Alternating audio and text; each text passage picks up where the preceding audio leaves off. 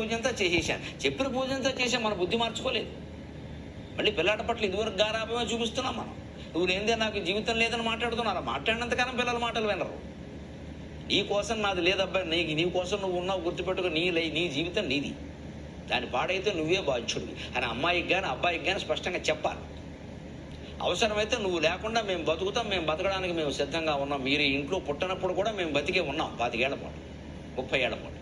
మీరు లేకపోయినా ఏం ఆగదు ఇక్కడ అని స్పష్టంగా చెప్తే దుర్వ్యసనాల్లో ఉన్న కుర్రాడు దారికి వచ్చేస్తాడు.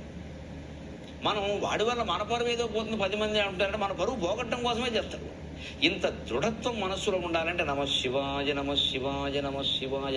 శివుడు తప్ప నాకు కొడుకు లేడు, శివుడు తప్ప నాకు భర్త లేడు, శివుడు తప్ప నాకు భార్య లేదు, శివుడు తప్ప నాకు తల్లి తండ్రి. సర్వం మాతామే పార్వతీదేవి పితా దేవో మహేశ్వరక బాంధవా శివ భక్తాశ్చ స్వదేశో భువనత్రయం. ఈ భావన ఉండాలి.